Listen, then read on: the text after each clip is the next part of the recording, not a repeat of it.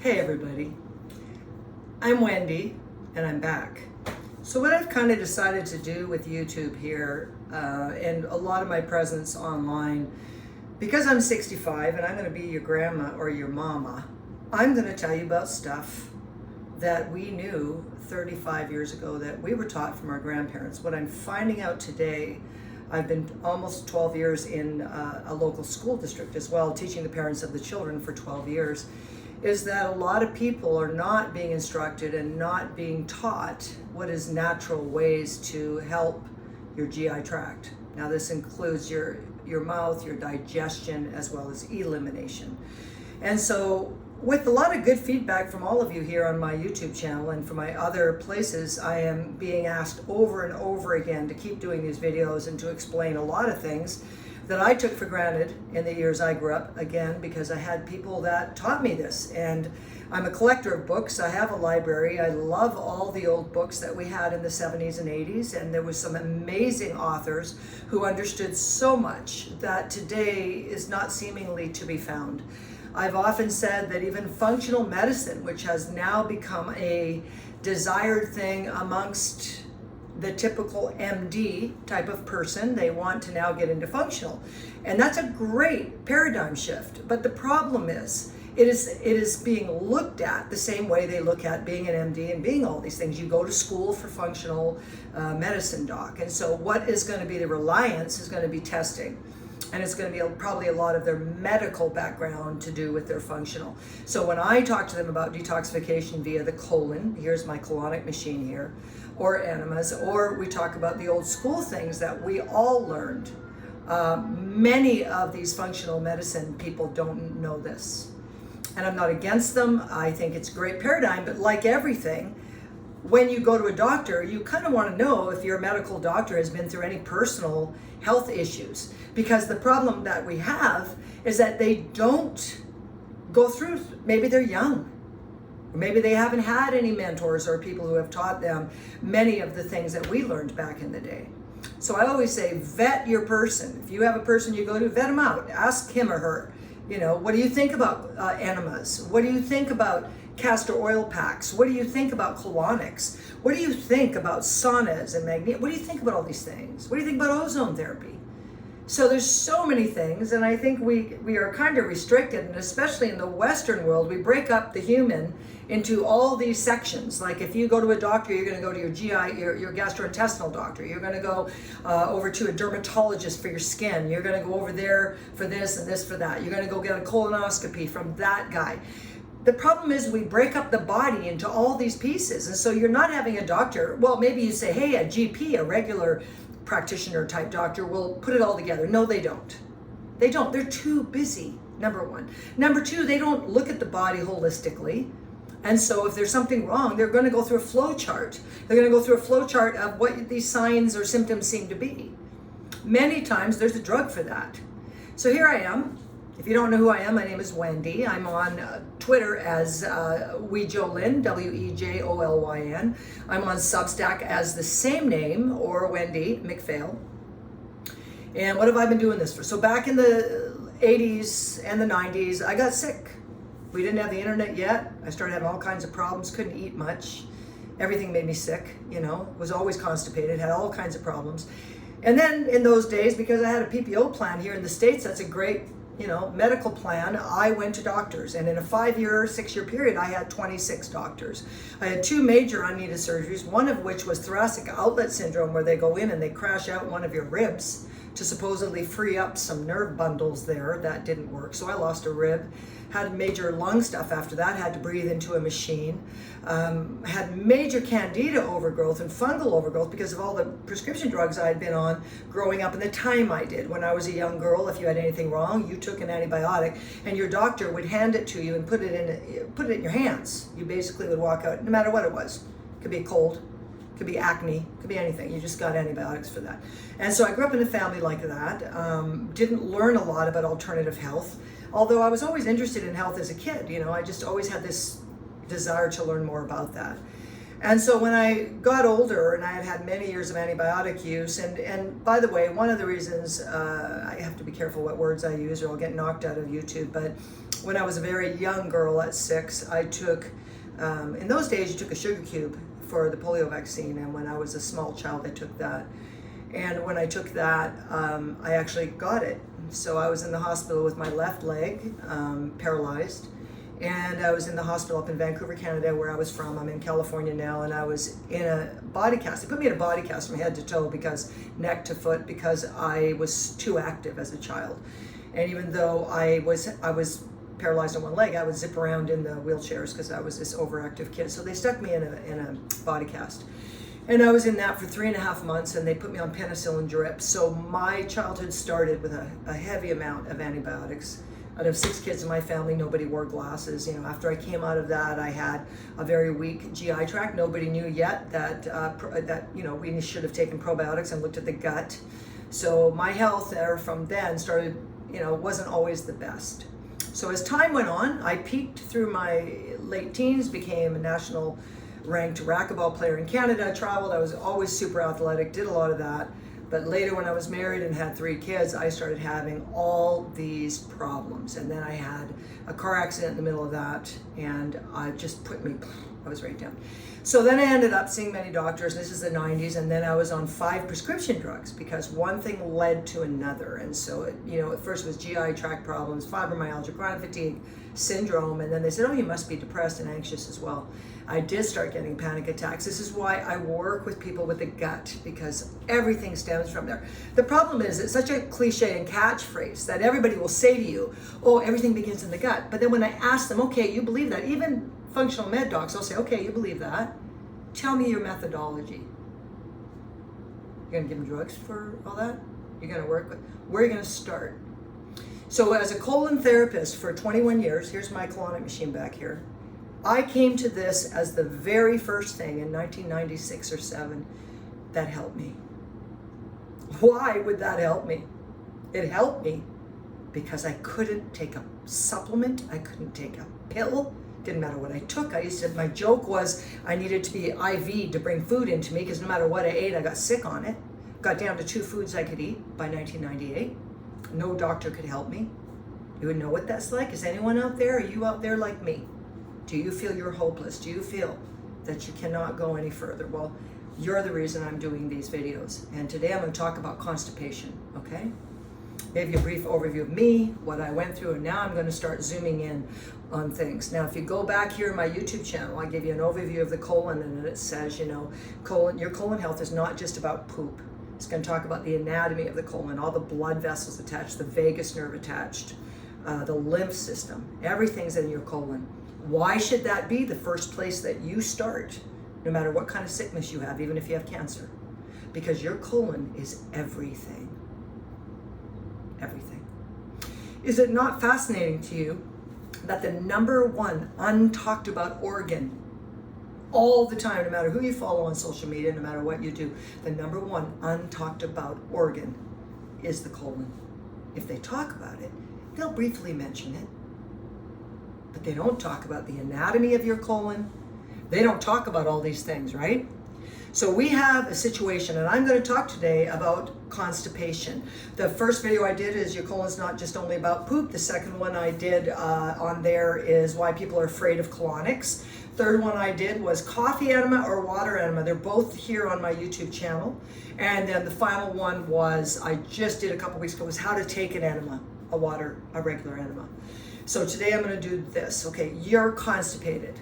Maybe you can't get over to I'm seeing these little lines in the video. I hope you're not seeing it. That's why I'm fiddling. Anyway, so let's say you're on vacation. Let's say you're somewhere. Let's say you're at home. You just can't poop. You've tried everything. And maybe there's no colon hydrotherapist near you. Maybe there's no colon hydrotherapist in your town. First of all, let me tell you, I'm certified through IACT. IACT is the International Association of Colon Therapy. It is a worldwide organization, and the only reason you need to know that is if you go to their website and put your zip code in, or your country in, or wherever you're from in there, you will find any certified colon therapist in your area. So where would you go? www. And it doesn't have to be uppercase, lowercase is fine.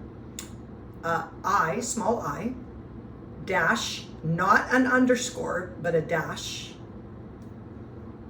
ACT.org. Let me say it again, www.i-act.org.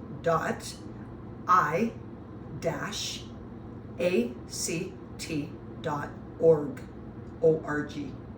When you go there, it'll say find a therapist. You're going to put that in there. You're going to find someone like me. Now they have different gradations of certifications. You know, you become a beginner, then you're an intermediate, and then you're an advanced colon therapist. You get to national board. Okay, so this is the kind of colon therapist you want. This is a person that's more advanced in their thinking. When I started doing this over 20 years ago, I started realizing pretty quickly, and especially as I was getting my own health back, I started thinking, I'm working with the poop here. I'm getting poop out of people. When I was working for someone else, she had a clinic. But you have to start thinking, wait a minute, poop comes down from the small intestine, right? Small intestine is 23 feet. Your bowel is almost 5 feet. So anything that's not coming out or coming out too quickly or coming out in any way from the bowel had to have started from what the person ate. So I quickly started thinking, okay, well, this goes back to diet. And in those days in the 90s, hey, you think it's all plant-based now. It was super plant-based. I mean, it was all, you must be alkaline. You can't be acid. Every person who asks that of me, every person who says that expression, I try not to get passionate like this because it scares them, but I say, hey, where'd that come from? And then they look at me with this odd look. What do you mean? Where'd that come from? Did indigenous people go out and shoot their meal or their meat for their family and wonder if they were alkaline enough? Did they ask each other how many times they ate beef that week or red meat? Start thinking, people. If you believe that this whole world right now, and in the last 4 years since the big C word came out, if you're seeing things, wake up. Wake up about your food. In the last 60 or 70 years, we have seed oils, which is Crisco, vegetable oil, corn oils. These are killing people. These are giving you full on gallbladder stones and liver stones. It's not meat. It's seed oils. Every restaurant cooks in a seed oil. If it isn't soybean oil, then it's canola oil. But watch those seed oils. You go back to meat, to oils and fats that are from meat. So lard. So unsweetened bacon grease, butter, ghee, beef tallow. That's what you cook in. Okay? So here we go. We're going to talk right now about what has happened and what was that shift in the last 60 or 70 years. What happened? Was it only seed oils? Well, it was agriculture. Agriculture became very, very, very big because it could be kept in stores. It could be kept in your local supermarket. You could put these seed oils in because once they change them to a corn oil or a vegetable oil, everything can stay on shelves for 7 years. Now you get a freshly pressed oil and fat, not including animal fats. Those don't do this, but you get a freshly pressed oil like avocado oil or a freshly pressed olive oil even. You're going to have a date that goes out. It's going to be pressed and then it can go rancid. So what do they do to canola oil and vegetable oils and grapeseed oil that makes them not go rancid? How come they don't taste funny and how come they don't stink?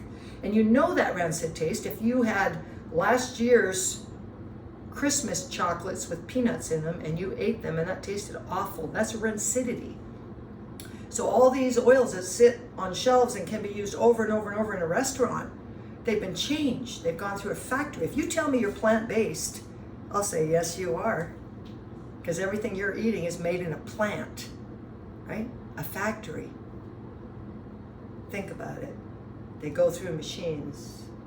When you get that oil at the end, the very last thing they do to take away the rancidity of that oil is, and the smell of it, is they deodorize it. It'll never go bad. It's going to sit on that shelf in that grocery store, and you're going to put it in your food thinking it's organic canola oil or whatever they call it, and you're going to get sick, and your liver's going to get sick, and you are not going to have proper pooping, and you're going to be constipated, which is our subject today. So seed oils are number one. What's number two? All the grains and the pseudo grains. So you got wheat, corn, soy, oatmeal, all of them. If I asked anybody watching this, what do all those things have in common? You would say, well, they're all grains. By the way, corn's a grain, not a vegetable. Soybeans, grain. So think about this. What do they all have in common? Well, they grow a certain way. And it's Dr. William Davis, who originally wrote the Wheat Belly books, and now he's got Super Gut and these other books. He's great on saying this. You do not have 3 stomachs. You cannot eat seeds of grasses. What are the animals that eat grasses? Well, goats, sheep, cows, horses, they all have more than 1 stomach. They can take the peptides in grass. They can assimilate them, they regurgitate it, and then they eat it again. And it's called chewing the cud. So they know. So then when we eat that animal after he's lived on grasses all his life, he's already broke those grasses and greens down into short chain fatty acids. That's when we can eat our greens, right there through that animal. When you eat those grains, you have 1 stomach. You do not assimilate it. So don't tell me how good oatmeal is for you and how your cholesterol came down when your previous breakfast was donuts and then you went to oatmeal and you're saying it's better. Well, it's going to be better, I guess. But oatmeal is high in sugar. So you're going to have, even if you don't put sugar on your oatmeal, you're going to have a spike, a glucose spike. Now, the coolest thing happened in the last 6 months, and that was that glucose monitors, instead of always having to be bought through having a prescription, are now going to be able to be bought by any average person. You can get a glucose monitor and you can put it right on your body and you can start monitoring what happens when you eat certain foods. And you don't have to be diabetic. I suggest everybody do this because you're going to start seeing what foods are giving you these blood glucose spikes. That's sugar, right? Second thing, so what are the 3 things we're talking about? These are also constipating foods. So I'm starting with this about constipation because the foods you eat cause constipation. Why might seed oils, if you eat a lot in restaurants, even if you order good foods, but you're eating in restaurants, you're getting these seed oils, you're getting whatever the canola oil or soybean oil, whatever they're cooking in, peanut oil. Why might they affect you with constipation? Because they're going to cause lots of stones in the liver because they congest the liver. And then the liver and the gallbladder have to produce bile. Bile, it gets squeezed out for you to digest fat, to assimilate fat and meat. And by the way, it takes bile being squeezed out for you to have a poop. And bile squeezed out from the liver works by supply and demand. So if you're plant-based and you never eat meat, you don't eat any fats. Oh, I eat coconut oil, not enough fat. You need animal fats, right? You're not eating enough fats, you're not gonna have a high bile production. Your liver supply, demand. You're not producing enough bile to produce 2 to 3 normal poops a day. And then you say to me, oh, I did an enema and I felt so sick. I got a headache, I felt sick. Right. What did we just do? Especially a coffee enema where you're holding that coffee. That's in my other video you can watch. You hold that coffee for 12 to 15 minutes. What's going to happen? You're going to stimulate the liver bile production. And some people are so congested, so sick, and so full of yeast, candida inside them because they live on carbs, and all that glucose spiking loves candida. We all have some, but it just overgrows. It loves carbs, loves it, right? So you do these enemas and you're constipated, you do your first enema and you say, I'm not going to do that again. I felt sick right before I pooped. Like I did the water enema, sat on the toilet, and then right before the poop came, I felt sick. That's not the problem of the water, right? That's just enema water, plain water. What do you think it is? Before you quit doing it, why do you think you got sick when you did a water enema or a colonic, if you came to a lady who gave you colonic, or you did a coffee enema? Why would you get sick? Especially in the beginning. Usually if you stay with it and you keep going, all of that goes away. But when you first begin, why? Don't run away. Don't be scared. Your grandparents, your great-great-grandparents, your great-great-great-great-grandparents before you, they all knew this. This is important information. So those are the 2 things I started with, the refined seed oils. Number 2, all the grains people eat that cause constipation. By the way, in the 70s, I say this on every video, so you're tired of me, but in the early days of the 70s, we did a lot of wallpapering, right? If you ever see pictures from back then, we wallpapered the world. We made our own wallpaper glue, and it was flour and water. And it doesn't matter if it's whole flour or refined. They both make what? Glue. Glue in the colon is sticky. Watch my other videos. I tell everybody as a colon therapist, don't eat bread and bread products, all of them, crackers, bread. Don't eat pasta products, all of them. Oh, but I can go to Europe and I can eat them there and I never have a problem. Wheat is wheat, grains are grains, it doesn't matter. Maybe in Europe they don't have as much glyphosate, poison on it. But the problem is wheat is wheat. And there's a doctor, Dr. Fasano. He is out of Harvard University. Came from Italy, came to America years ago. He was one of the first doctors just a few years ago now, maybe 4 or 5 years ago, that proved, literally proved. Okay, so I have to back up a bit. Leaky gut syndrome, when we test for it, we look for something called zonulin. Zonulin is what the body kind of releases when the tight junctures of the gut lining should be tight. And what will happen is there's certain foods and certain inflammatory things that will cause those junctions to become wide. And so now food, undigested food and proteins will go through those junctions and get into your bloodstream. Normally your gut should be tight, so when you eat or something happens, it doesn't get directly into that bloodstream. There should be villi, there should be some mucus, and then, okay. So they were trying to discern what caused a lot of this leaky gut problem. Well, we know antibiotics do. We know that there's a lot of over-the-counter and prescription drugs. I tell people this all the time. Your biome, your good bacteria, and your leaky gut problem, a huge problem with all prescription drugs with that. But guess what he discovered? He discovered, this doctor, that whether people were celiac or not, whether they were gluten sensitive or not, or whether they had no diagnosis of anything against wheat, against gluten, every single person tested that wheat, the peptides in wheat, gluten, gliadin, and these peptides caused leaky gut and zonulin production, the signs of leaky gut. Every single person is affected by it. That's every person in the world. That's all of us. That's everyone. Everyone. And you might say, yeah, but I can eat wheat. I know I can. I eat bread. I don't have any problem. Yes, you do. It's maybe not inflammatory yet. It hasn't worked into something more. But because wheat sensitivity and what it does to us can show us inflammation in so many ways. You know, there's 2 miraculous things I've seen in 20 years with clients that have never changed. Well, there's more than 2, but the 2 main ones are getting them off of grains, especially wheat, soy, and corn, getting off all of them.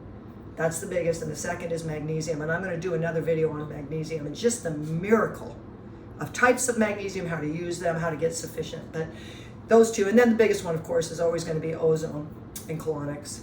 Amazing. But so anyway, so back to constipation. So the first thing I said is your seed oils. The second one is going to be all the grains. So that would be bread and pasta and breakfast cereals, all of them.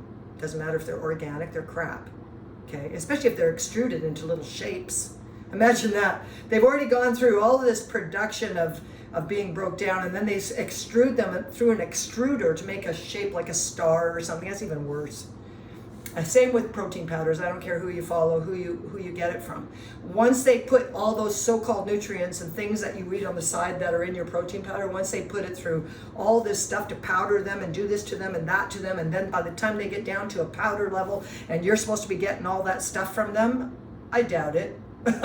Number one, I really doubt it, because it's now down to a powder. And how is everything even remaining intact there? Anyway, that's a whole other video. Okay, so we got 3 things that are really giving you constipation. You got these seed oils, you got these grains, and then the third one is the sugars and the pseudo sugars. Dare I bring up erythritol, xylitol, monk fruit and stevia are not as bad, but there's many sugar alcohols out there now really affect the biome. That's your good and bad bacteria. People don't want to talk about that because they're super low in calories. And if you are doing a low carb diet, you love all these pseudo sugars. So a lot of these things affect constipation, why people can't go. What's another reason that you're constipated? Structural. I talk to women who have C-sections. If you have scar tissue, if you had even more than 1 C-section, and maybe you've had 2 or 3, and then you've got a lot of scar tissue in that area where your healed scar is, that can strangle your colon. So always rule that out. They have OBGYNs nowadays that can use a laser to get in there and break up that scar tissue so you don't get new scar tissue if they go in with a new cut, right? So there's that. You can also have structure, where I've shown everybody over there my charts before on my videos, but we're, many of us, born with a twisted or a turned colon. It can happen for many reasons. The man that wrote that book that I on that one chart I told everybody last time, he said he did autopsies, and in 5,000 autopsies in his career, he had never seen a properly shaped colon. So we can inherit that. Number one, not only can we inherit it, many of our food choices like sticky dairy and sticky pasta and these types of foods can make it very skinny and very, very twisted. Okay, so food choices all matter. And by the way, I'm going to come against the 60s, 70s, 80s, and 90s again and say that meat and fish, all meat choices, do not give you bad vibrations, twist up your colon, give your liver stones so you can't digest. All that's lies.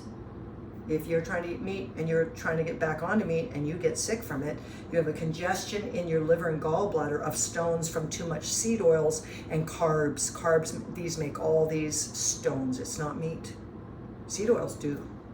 So if you're eating a lot, you know, maybe in your past ate a lot of pizza and food you bought was already prepared for you, and Chinese food and places we all go to eat, you're going to have a lot of these seed oils. They not only stay in your tissues, but they stay in the gallbladder via the stones. A quick blurb on if you have been on seed oils a lot of your life and you're trying to detox them out of your body.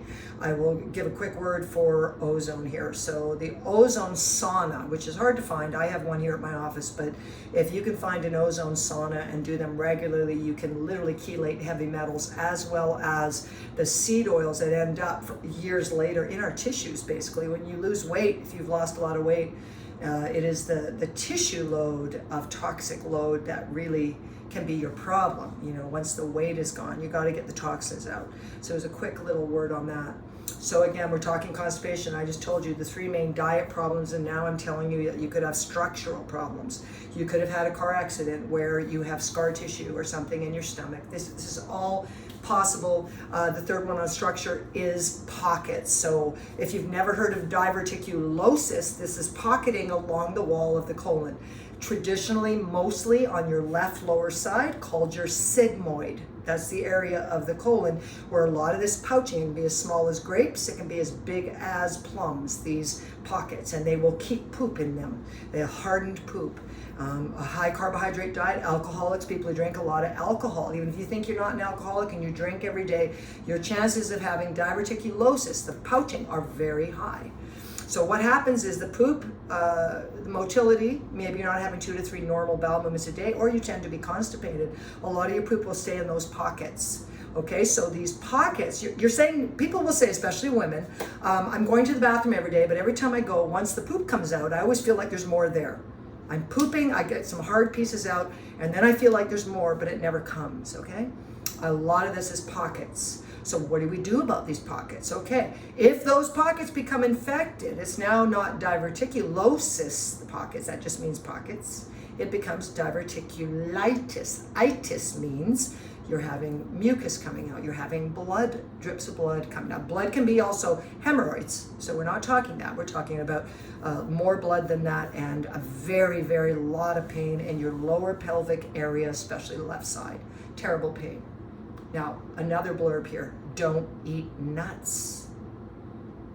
Everybody just got shocked. I want to ask everybody where you came to the belief that nuts were a health food.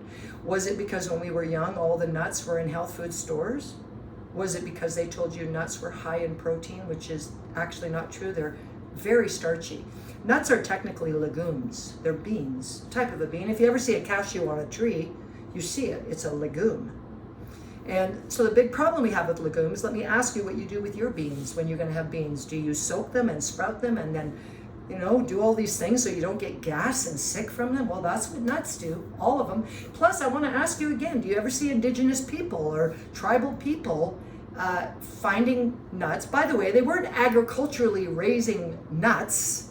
So let's say they came across a tree or a bush that had nuts on it.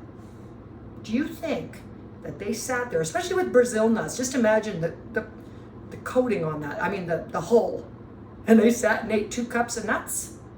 Think. I always ask my people, think. Never happened. It just never happened. So they might have had a nut, they might have gotten 1 or 2 out of there. If they did have legumes, they hung them in burlap bags and hung them in streams for 2 to 3 weeks to soften them. They knew they were almost indigestible, right? So we have a problem about nuts. I have another big problem about nuts. Number 2, you can say, well, I only eat organic nuts. In the state of California, every single nut that comes into the state of California, the EPA will spray. It doesn't matter if it's organic or not. By the way, that goes for grains, including wheat and all the grains you buy that you think are organic. They all have to be sprayed by law to be here in California. I have a client who works for the EPA and he laughs every time I tell him that people are buying organic grains and nuts and things. He just goes, you know, it's all sprayed. It's all. Now, let's say you have a tree in your backyard. You've got some sort of things in your backyard. You don't spray it. It's yours. Good. What's the problem with nuts and grains and seeds? They all contain mycotoxins. That is mold. That is fungus. The highest mold containing nut in the world is Spanish peanuts. What is peanut butter made out of? My doctor friends, my oncologist doctor friend, who tells me that if he had $5 for every cancer patient who had scoops of peanut butter every day that they ate because they craved it. And if you understand that cancer's base comes from fungus, fungal, what does fungal do, you guys? Fungus literally ferments the cell and wants sugar, and that's how it grows. And what does cancer do? Everybody knows that. It's all over social media. Oh, cancer's fermenting your sugar. It's turning everything, you're eating sugar and it's fermenting your cells and that makes cancer. Really, that's what fungus does. That's how I got well from my breast cancer. I didn't do chemo or radiation, right? I realized it was fungal. Don't eat nuts, don't eat grains, and don't eat seeds. The amount of mold and mycotoxin spores are enough to make you sick.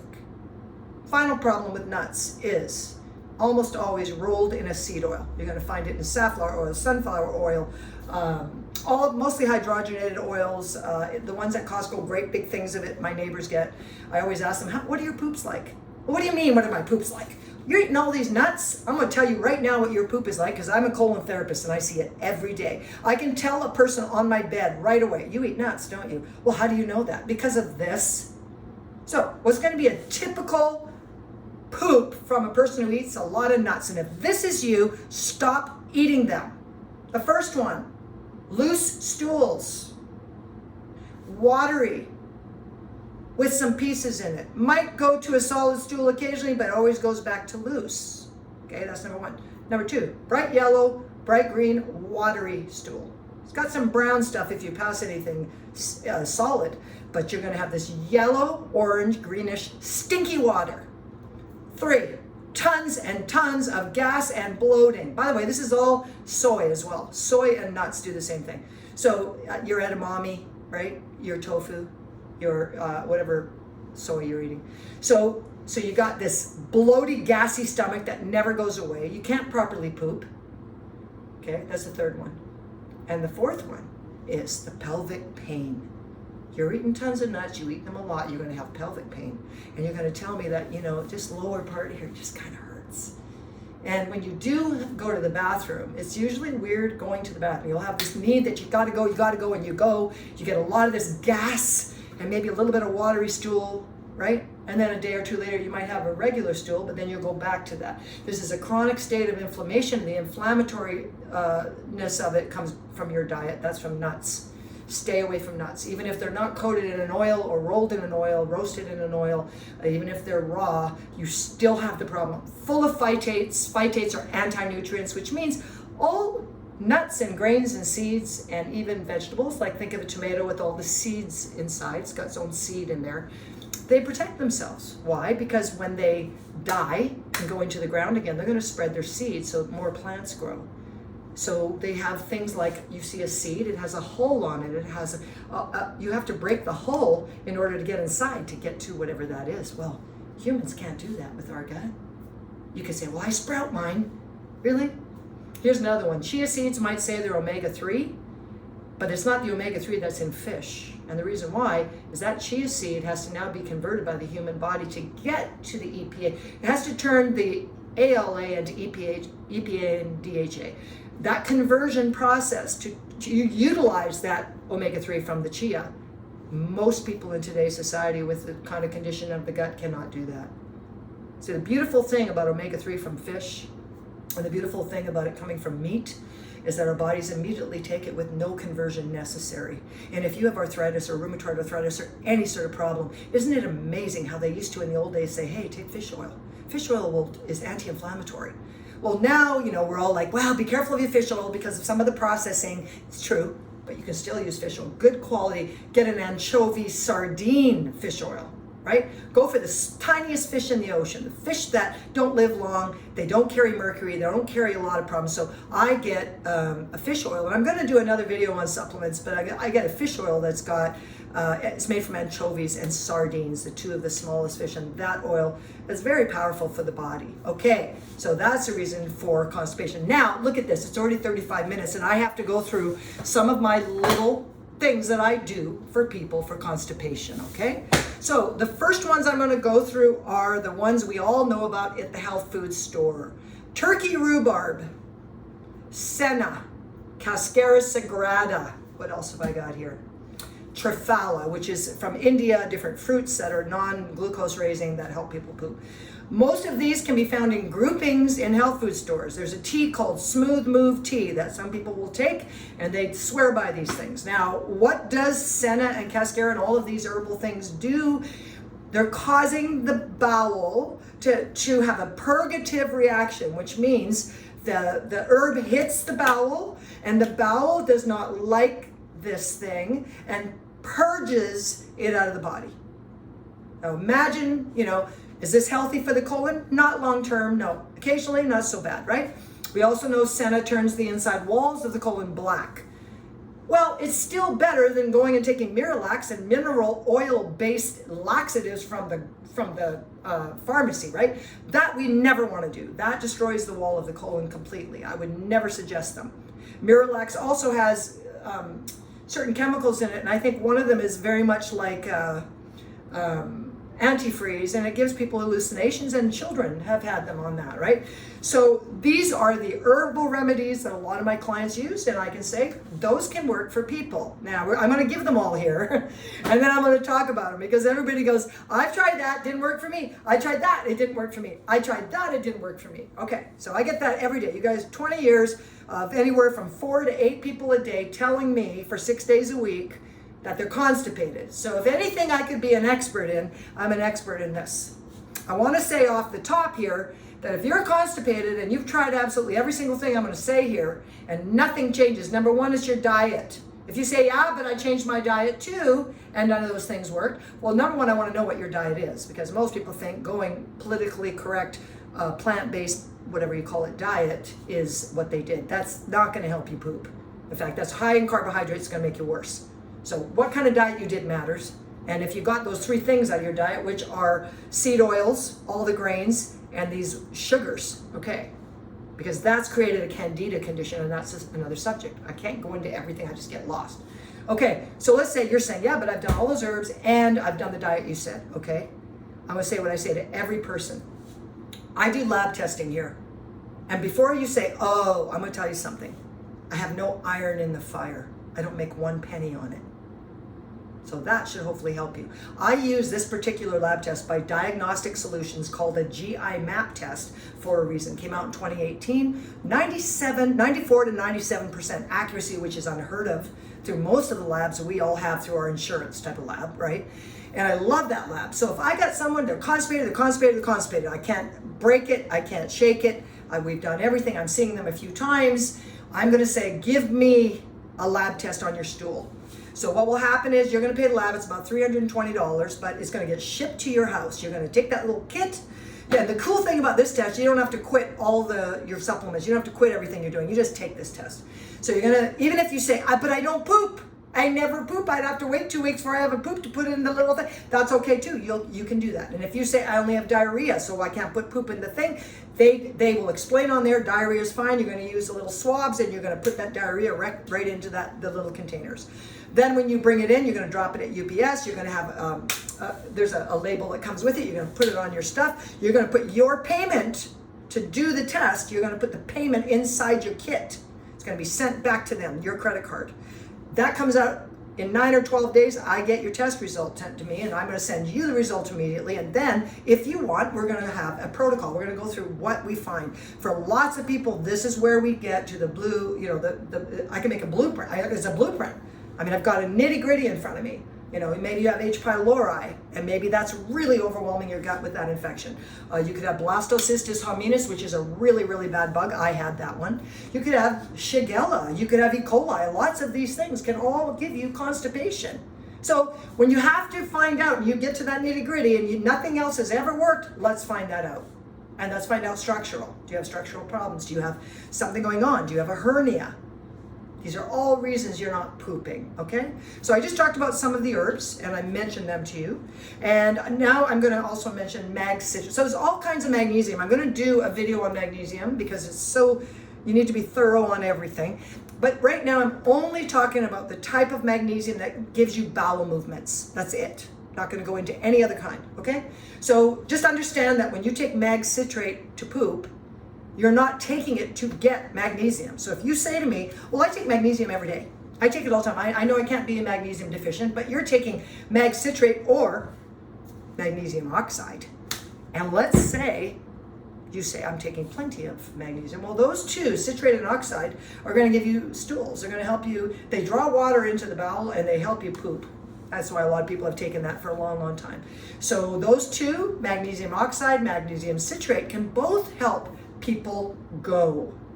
How should you take it? I often say get it in powder form so you can judge how much you take. You start with a quarter teaspoon in the morning, in the afternoon you do that. If nothing happens in 2 days, up it until you get a big movement and then you can back off on it a bit, okay? Problem I have with using magnesium is it can be uncomfortable. It can give you a lot of cramping.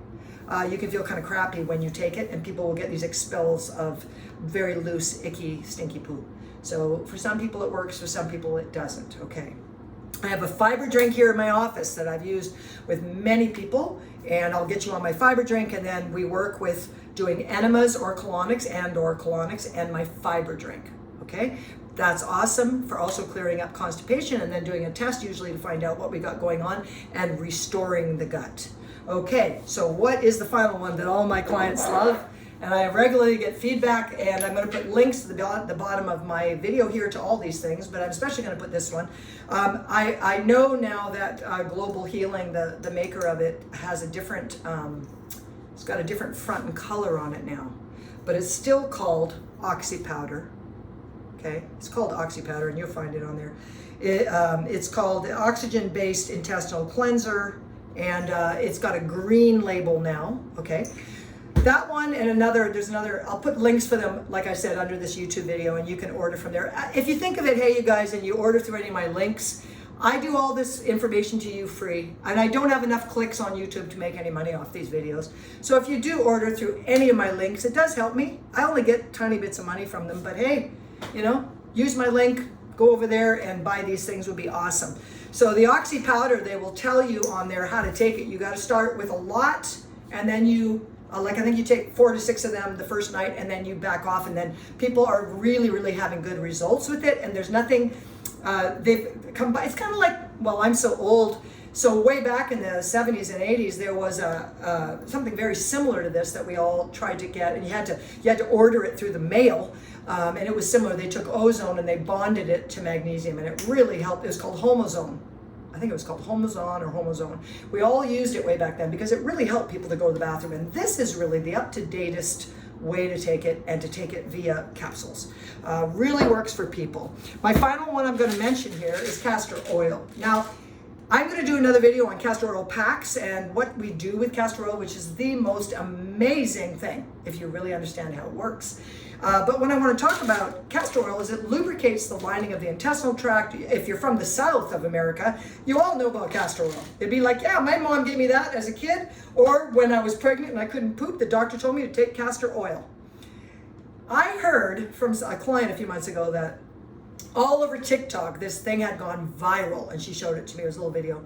And it was a young lady, and she talked about putting castor oil capsules in the freezer before you took them. And I said, oh, that's nothing new about that. We learned that in the 80s. The reason we take castor oil caps and we put them in the freezer before we take them is that when they're frozen and you take them, it slides right through the small intestine into the bowel, and it doesn't make you have this belchy taste of castor oil, and it works wonders. Now people will say, yeah, but I took it and nothing happened. You could take up to 3 of these and you could take them all together. The cool thing about castor oil is it has things in the oil that are candida and yeast killers.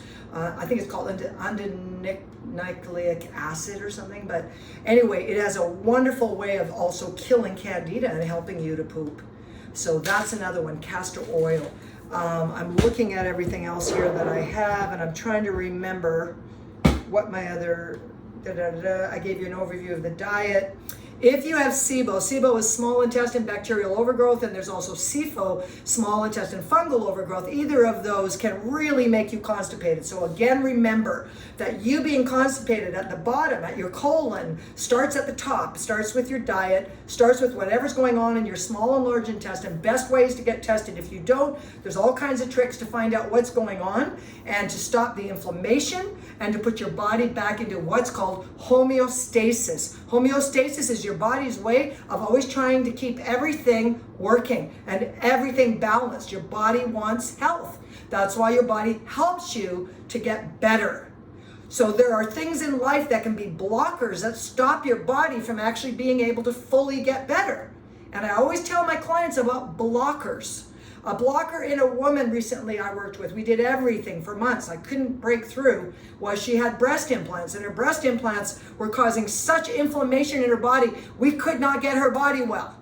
Okay, number one. Number two, your diet. Your diet can be a blocker, causing all kinds of problems and inflammation, and your body will not get well. Number three, biggest one I say to everyone, street drugs, big pharma drugs, all those types of over-the-counter drugs. Drugs are blockers.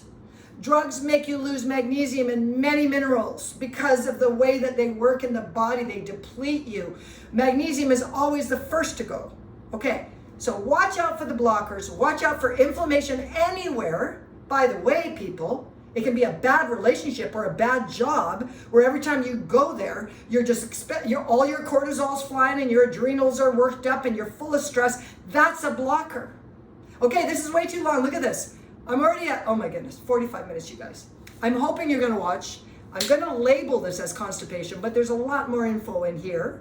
So I'm going to talk to you again, and I'm going to try and keep these videos a little, poquito, a little shorter. That's my Spanish. That's about all I got. I know how to say, oh, and caliente, hot. That's kind of my words. Anyway, you guys, so comment below. Give me ideas on other subjects you want me to speak on. I will be at Paris School District starting next month, September 2024. It's going to be my 12th year, and they've already hired me for doing the nutrition classes. So a lot of this I'm going to be talking about there. It's free to you because the school pays me. So hey. Anyway, I'll talk to you soon and have a great day. Bye-bye.